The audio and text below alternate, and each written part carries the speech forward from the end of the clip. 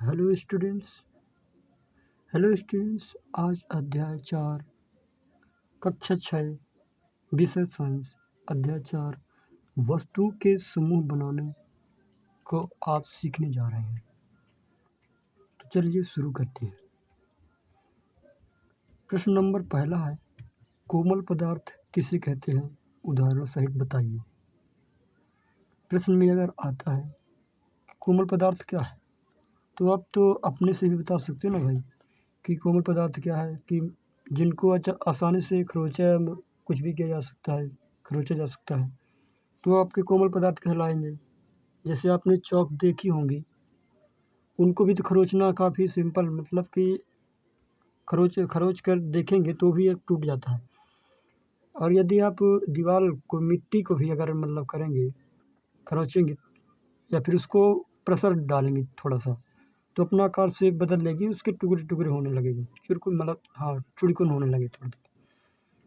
ठीक, तो अगर क्वेश्चन आता है कोमल पदार्थ किसे कहते हैं, तो आपको सिंपली बोल देना है वे पदार्थ जिन्हें आसानी से संपीड़ित या खरोंचा जा सकता है, उसे कोमल पदार्थ कहते हैं। उदाहरण मोमबत्ती, चौक या दीवार, मिट्टी की दीवार होनी चाहिए, लेकिन उदाहरण कई कई सारे दे सकते हैं अपन। कभी कभी गीले कागज़ भी अगर इस तरह से खरोचोगे तो उकलने लगते हैं। रबर हो सकता है आपका, थोड़ा सा कोमल पदार्थ है।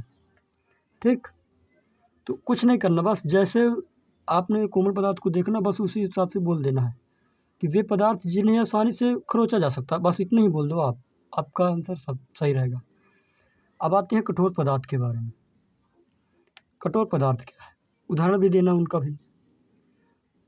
तो लिखा है वे पदार्थ जिन्हें संपीड़ित या खरोंचना बहुत कठिन होता है, कठोर पदार्थ कहलाते हैं। उदाहरण लकड़ी, दांत, एल्युमिनियम, लोहा, कांच आदि हो सकते, बहुत सारे हो सकते हैं। तो नाम ही से स्पष्ट हो रहा है, कठोर पदार्थ यानी कि जिन्हें खरोंचना बहुत कठिन हो, बहुत मुश्किल हो। ये आपकी कील हो गई, मान के चलो, अब इसको लोग खरोंचो, हो ही नहीं रहा। कांच ले लो, वो भी ना होगा। प्लास्टिक ले लो, वो भी इसको खरोचोगे तो भी नहीं हो रहा। तो आपके जो खरोचने मतलब जो आसानी से संपीड़ित हो जाते हैं या फिर खरोचने जाते हैं, फिर आकार और शेप जल्दी बदल लेते हैं। हाँ, आकार शेप नहीं, मतलब कि जो कम घनत्व के होते हैं। खैर दूसरे टॉपिक पर आते हैं। अब आते हैं अपन विलेय पदार्थ किसे कहते हैं। ये काफ़ी इंपॉर्टेंट रहता है, ये आपकी 9th तक में आ जाता है। 9वीं के साइंस में ये आ भी जाता है। अब बच्चे लोग ये भी नहीं कर पाते, तो आइए इसे बेहतरीन तरीके से सीखते हैं अपन। क्वेश्चन आएगा, या फिर आपको पता भी होना चाहिए ना कि विलेय पदार्थ हम किसे कह सकते हैं। पहले पढ़ लेते हैं, फिर आपको और अच्छे से समझा देते हैं। ऐसे पदार्थ का मतलब क्या है, दुनिया की कोई भी वस्तु, मतलब कोई भी चीज़ है ना, वो आपका पदार्थ है। चाहे आप कुछ भी, पानी भी, वो भी पदार्थ ही है। हालांकि वो अवस्था में द्रव अवस्था में है, लेकिन वो भी है एक पदार्थ।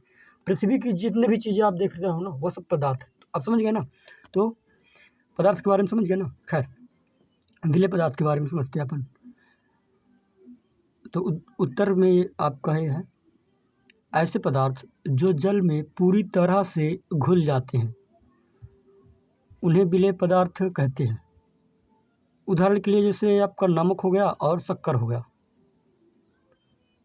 ठीक है ना।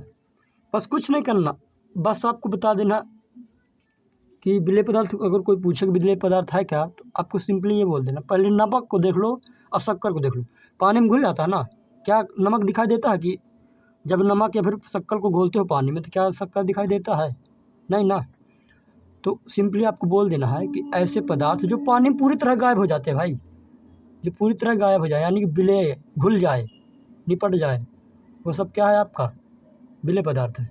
उदाहरण में आपको दे देना नमक, शक्कर, अभी अन्य चीज़ें, शरबत जब बनाते हो तो आप कितनी चीज़ें मिलाते हो, तो क्या दिखाई देता है? ठीक है ना, उदाहरण बहुत सारे दे सकते हो। खैर, अब इसी को उल्टा हो जाएगा आपका अभिलेय, थोड़ा सा उल्टा, मतलब उतना भी नहीं। खैर, अभिलेय पदार्थ के बारे में आते हैं अपन। अगर कोई बोला या फिर क्वेश्चन आया है कि अभिलेय पदार्थ है क्या, तो आपको सिंपली बोलना है ऐसे पदार्थ, पदार्थ के बारे में समझ रहे हो ना क्या है। हाँ ठीक है। खैर, ऐसे पदार्थ जो जल में पूरी तरह से घुल नहीं पाते, उन्हें अभिलेय पदार्थ कहते हैं। जैसे आपका रेत हो गया, कांच हो गया, लोहा हो गया, चुंबक के कण हो गए, पत्थर हो गए, क्या ये घुलते हैं पानी में? नहीं घुलते ना। तो ये सब किसके उदाहरण हो गए? बताइए किसके उदाहरण हो गए? अभिलेय पदार्थ के ना। हाँ ठीक है। कभी कभी ये भी आ सकता है कि मान के चलो विकल्प दिया जाए, लिखा रहेगा कि निम्न में से कौन से अभिलेय पदार्थ नहीं है, तो किसी में दूसरा लिखा रहेगा शक्कर, नमक,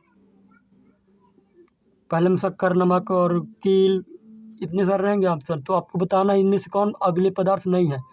तो आपको टिक मारना पड़ेगा भाई, पहला तीसरा ये अभिलेय पदार्थ हैं, यानी कि जो आपका कील था और पत्थर वगैरह थे, अभिलेय पदार्थ की श्रेणी में आएंगे। खैर, अब आगे टॉपिक में बढ़ते हैं अपन, आते हैं अपन पारदर्शी के बारे में। जैसे ही पढ़ते हैं अपन, पढ़ने से पूरा समझ में आ जाएगा, बस उसको आपको थोड़ा सा विजुअलाइजेशन यानी कि इमेजिन, थोड़ा सोचना है। जैसे आप कोई कहानी बताता है तो अपने आप सोचने लगते हो ना कि अच्छा ये हाँ ऐसे हो रहा होगा, ऐसे हो रहा होगा। तो वैसे ही जैसे मैं बताते जा रहा हूँ तो आपको केवल सोचना है, तो आपको सब याद हो जाएगा। खैर, अब आप आते हैं टॉपिक पर, पारदर्शी किसे कहते हैं, ये भी जानना जरूरी होता है आपका। कुछ नहीं करना, बस पारदर्शी में ये बोलना है कि जिसके आस पार देखा जा सकता है वो पारदर्शी है। जिसके आस पार देखा जा सकता है, साफ पानी के आस पार देख सकते हो ना। मान के चलो आपका पत्थर, मतलब पैसा गिर गया साफ पानी में, तो आपको दिखाई देता ना, अरे मेरा पैसा उधर गिरा, जल्दी से खींचो, कोई पास्ता खाने जाना। खैर, हालांकि कुछ हेल्दी चीज़ें खानी चाहिए, दही वगैरह, फ्रूट्स। खैर, पदार्थ किसे कहते हैं, पारदर्शी किसे कहते हैं? पारदर्शी वे पदार्थ, ये भी आपको पदार्थ कहलाएगा कि नहीं? सॉरी, ये भी पदार्थ कहलाएगा कि नहीं? क्योंकि बताए हैं अपन कि पृथ्वी में पाई जाने वाली किसी भी चीज़ को हम पदार्थ बोल लेंगे। खैर, वे पदार्थ जिनके आर पार देखा जा सकता है पारदर्शी कहलाते हैं। या फिर इसी को ऐसे बोल सकते हो कि ऐसे पदार्थ जिनके आर पार आसानी से देखा जा सकता है पारदर्शी कहलाते हैं। या फिर कहते हैं, उदाहरण के लिए आपको होगा कांच, जल, साफ वायु, कुछ प्लास्टिक आदि। बहुत सारे उदाहरण हो सकते हैं इसके भी। साफ जल होना चाहिए, गंदा जल होगा तो थोड़ा थोड़ा दिखेगा या फिर बिल्कुल भी नहीं दिखेगा। कांच जो आर पारदर्शी आर पर रहती है, ये वाली मिरर वाला नहीं, ये वाला कांच नहीं, ये वाला नहीं, जिसमें पॉलिश नहीं रहते दोनों साइड, जिसमें कई साइड पॉलिश नहीं रहता। आप तो देखोगे ना मॉल वगैरह में, या फिर आप बैंक वैंक में गए होंगे तो कांच लगे रहते हैं, बस वही वाले कांच, ठीक है ना। तो वो क्या आपका पारदर्शी है। अब इसका आते हैं अपारदर्शी में, इसी को उल्टा, जस्ट इसका उल्टा है अपारदर्शी, कि जिन पदार्थ से हम आर पार नहीं देख सकते। मान के लिए किताब है, क्या इसके इस पार आप देख सकते थे कि ये है? नहीं देख सकते थे ना। तो अपारदर्शी में कुछ नहीं, आपको बताना सिंपली,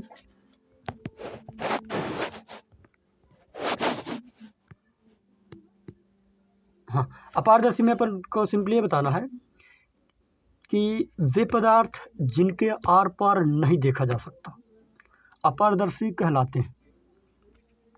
सिंप्लीफाई, क्या आप इस कागज़ के, इस पेज के, इस कॉपी के आर पार देख सकते हो? नहीं देख सकते हो ना। हाँ, कहाँ देख सकते हो? इसके पीछे में क्या लिखा, नहीं देख सकते ना। हाँ, देख सकते हो क्या? नहीं देख सकते। तो क्या ये आपका पारदर्शी है कि अपारदर्शी? ये तो अपारदर्शी है, क्योंकि हम इसके आर पार देख ही नहीं सकते। तो ऐसे पदार्थ जिनके आर पार नहीं देखा जा सकता, नहीं देख सकते, तो आपका क्या हो गया? अपारदर्शी हो गया। उदाहरण में हो गया आपका कांच, अरे सॉरी कांच नहीं, उदाहरण में हो गया लकड़ी के बॉक्स, अलमारी, कागज़। दीवार भी हो सकता है आपका, दीवार, टेबल, एक्स्ट्रा एटसेट्रा और कुछ। अब आते हैं तीसरे